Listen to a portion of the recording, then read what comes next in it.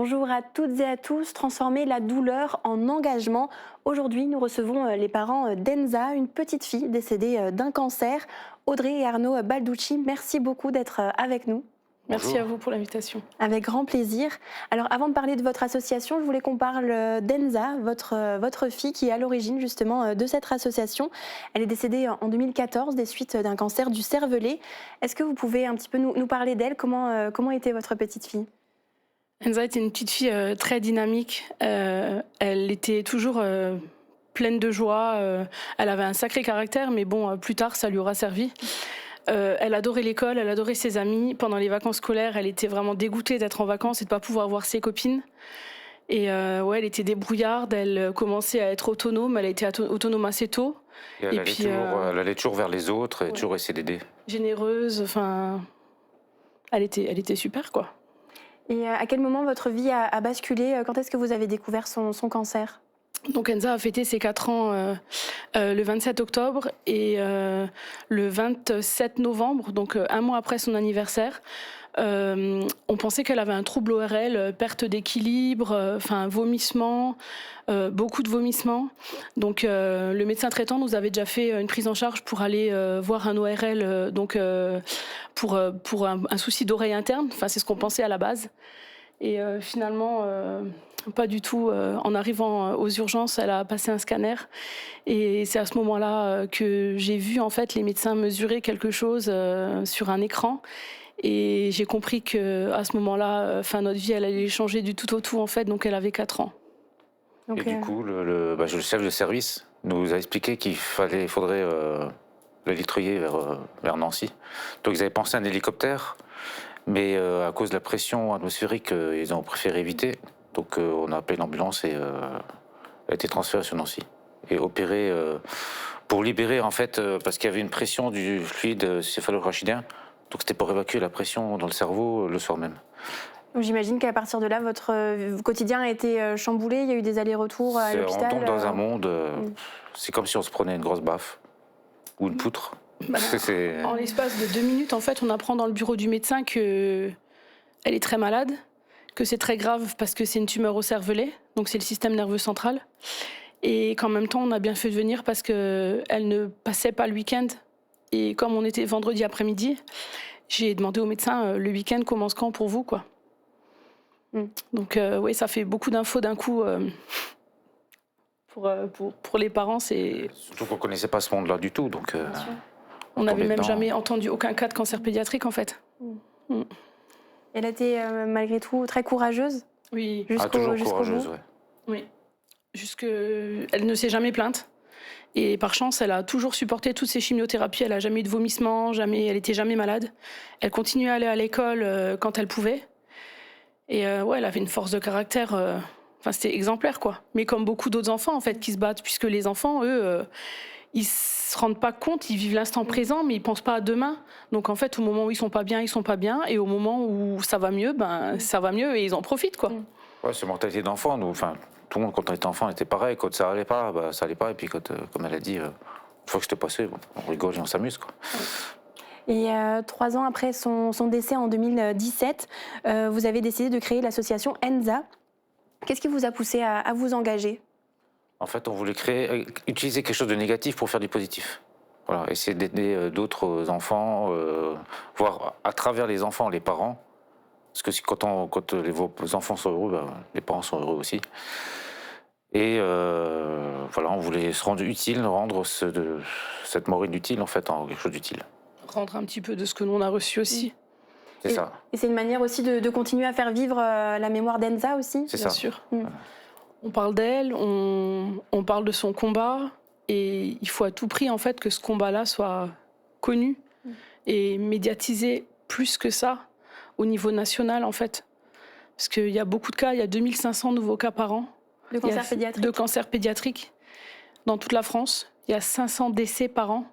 Et c'est la première cause de décès en fait par maladie chez l'enfant. Donc il faut en parler. Enfin, c'est pas de porter la poisse à quelqu'un en fait, c'est simplement juste en parler, faire un petit peu de sensibilisation en disant attention, ça existe aussi, quoi. Parce qu'aujourd'hui, il y a des gens qui ne savent même pas que les enfants peuvent avoir des cancers. Donc l'une des missions justement de votre association, c'est de sensibiliser. Voilà, dire que ça existe et voilà. Et quelles sont les autres missions, les objectifs de votre association? Participer au financement de la recherche sur les cancers pédiatriques. Cette année, avant Noël, on a remis un beau chèque à la recherche. En fait, on a reversé 23 000 € grâce à des dons qui sont collectés toute l'année. Et on a aussi apporté pour la deuxième mission donc un petit peu de joie aux enfants qui sont hospitalisés. On a apporté des jouets en fait pour Noël qui ont été distribués par le Papa Noël du service. Et en fait, nous, ça nous tient à cœur parce que durant l'hospitalisation d'Enza, en fait, la première année, elle aurait dû fêter Noël à l'hôpital. Et en fait, elle a eu le droit de sortir le 24 décembre au soir, mais le Papa Noël lui a quand même apporté son cadeau. Et nous, on s'y attendait pas du tout, elle non plus. Et rien que de voir en fait la joie dans les yeux de la petite, ben, nous on était super contents quoi. Et puis on était émus de voir que en fait l'hôpital pensait aux enfants. Et après on a appris qu'en fait c'était pas du tout l'hôpital, c'était grâce à des assos. Ok. Et donc pour nous c'était indispensable de pouvoir mettre un petit peu d'étoile dans les yeux des enfants hospitalisés quoi. Et vous voulez rendre l'appareil aujourd'hui? C'est ça. C'est ça, déjà qu'ils doivent passer Noël à l'hôpital, autant que voilà, le Père Noël y passe, que tout soit fait pour qu'ils puissent être bien. Et donc vos dons, ils sont remis à quels hôpitaux? À l'hôpital de Nancy-Brabois, l'hôpital pour enfants. Ok. Où était servi Enza. C'est l'association des chefs de service, en fait. C'est pas à l'hôpital même qu'on fait un chèque. C'est une association, en fait, c'est les chefs de service qui est une association de recherche médicale. Donc c'est à eux qu'on fait le don. Donc vous avez dit, pour récolter des dons, il y a des événements qui sont organisés tout au long de l'année, que vous organisez ou que d'autres associations organisent pour vous. Est-ce que vous pouvez nous parler des principales actions qui sont menées pour l'association Enza? Donc là, on est donc en janvier, donc au mois de février, le 8 février, il y a les carnavals qui commencent, donc on va faire toutes les cavalcades de la région. Et d'ailleurs, on vous voit régulièrement à Sarreguemines. C'est ça, on y est tous les ans. C'est ça, bon, il sera encore là. Et c'est voilà. celle qui ouvre le bal. Et du coup, on fait aussi 2 fêtes champêtres, donc à Frémin-Merlebac, à la cité Remaux. En fait, tous les dimanches, il y a une autre association qui fait partie du CIA qui organise une fête champêtre pour animer la place. Et du coup, nous, on a 2 fêtes champêtres. On en aura une au mois de mai et une au mois de septembre. Et le mois de septembre, c'est également le mois de mobilisation et de sensibilisation au cancer pédiatrique. Donc nous, on organise depuis 8 ans une marche à travers la carrière Barrois. Et en fait, avec 2 parcours qui symbolisent un petit peu les parcours de soins des enfants. Et pareil, ça nous tient à cœur parce que déjà, en général, la vue à la carrière, on se trompe rarement, c'est magnifique. On organise aussi donc une fête champêtre à ce moment-là avec repas, grillades, et choses comme ça. Et en même temps, au mois de septembre, on fait partie d'un collectif, le collectif Lorrain. Donc c'est un collectif de 15 associations qui se regroupent uniquement pour Septembre en Or.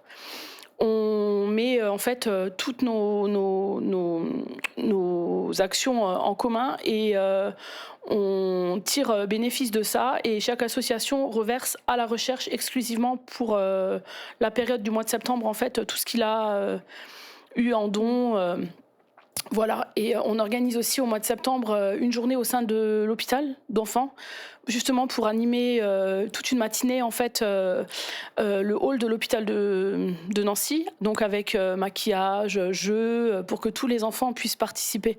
Pas uniquement les enfants qui sont suivis en oncologie, mais vraiment tous les enfants qui viennent en rendez-vous à l'hôpital. Donc ça, c'est une journée pareille pour le collectif, ça nous tient énormément à cœur parce que c'est justement pour eux qu'on se bat et quand ça devient concret, c'est toujours top quoi. Et ensuite, à Noël, on fait toute une campagne d'emballage cadeau, en fait, avec des boîtes à dons dans les magasins. Et pour septembre aussi, on place des tirelires dans différents magasins. Et pour Noël, pareil. Donc c'est ce qui nous permet, en fait, d'avoir de beaux dons tout au long de l'année. Donc il y a beaucoup d'actions et en plus de tout ça, vous êtes soutenu par d'autres associations ou même des particuliers qui organisent des événements pour vous reverser des dons. Je pense que ça vous fait aussi chaud au cœur de voir que vous avez tout ce soutien. La solidarité, ça fait toujours chaud au cœur. Et donc, quels sont les...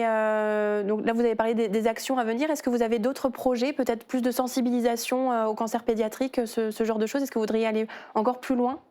Pour Septembre en Or, on aimerait bien justement, on lance un appel aux municipalités de la région, si vous voulez bien faire des expos sur Septembre en Or, montrer en fait le cancer pédiatrique, vraiment faire, je sais pas, de votre mairie ou d'un monument un peu une vitrine illuminée en or ou les ronds-points, mettre des illuminations et des symboles, le logo Septembre en Or. Montrer la solidarité en fait, juste pour mettre un petit peu en lumière le cancer pédiatrique, parce que c'est vrai que ça a tendance à être assez tabou. Les gens n'osent pas trop en parler, on se dit si on n'en parle pas, ça n'existe pas. Mais si en fait ça existe, et juste en parler, dire qu'il y a des associations qui se battent aussi pour ça, et s'il y a des familles en fait qui sont concernées, mais qui n'hésitent pas en fait à venir vers nous aussi pour parler, ça fait toujours du bien en fait d'avoir quelqu'un en face de soi qui comprend exactement ce que l'autre vit, oui. Ça, justement, vous allez à la rencontre de familles qui sont touchées aussi par la maladie pour échanger avec elles. C'est ça. Et on a remarqué aussi que ça faisait du bien à certains parents de nous parler. Parce que quand on a vécu ça, on peut pas. Enfin, c'est difficile d'en parler avec des gens qui l'ont jamais vécu. Parce qu'après, on va ressentir de la gêne alors que. On est déjà dans la souffrance. Ouais, voilà. Le but, c'est pas de se cacher. En fait, nous, on n'a rien demandé. Quand vous en parlez avec des gens qui ont vécu ça, il n'y a pas de gêne. Au contraire, on rigole. Se reconnaît, quoi. Voilà. Il y a une connexion. Qu'on le veuille ou non, en fait, il y a une connexion, on se comprend. C'est pas triste, on en parle par nos enfants comme s'ils étaient là. Et si des téléspectateurs souhaitent vous soutenir ou voire peut-être rejoindre votre association, quelles sont les démarches ? Alors, on a une page Facebook, Association ENZA. Sur la page Facebook, vous trouvez le lien pour Instagram. Donc, vous pouvez nous suivre sur les réseaux, voir un petit peu ce qu'on fait. On est très transparent. Tous les dons qu'on reçoit, vous voyez ce qu'on en fait. Enfin... On est totalement transparent sur ce qu'on fait. Et puis oui, contactez-nous. Il y a mon numéro de téléphone aussi, par Messenger. On est dispo. Le message est passé. Merci beaucoup d'avoir été avec nous et pour votre témoignage. On pense évidemment à Enza aussi aujourd'hui, qui était également avec nous pour cette interview. Merci beaucoup. Et très bonne journée à tous.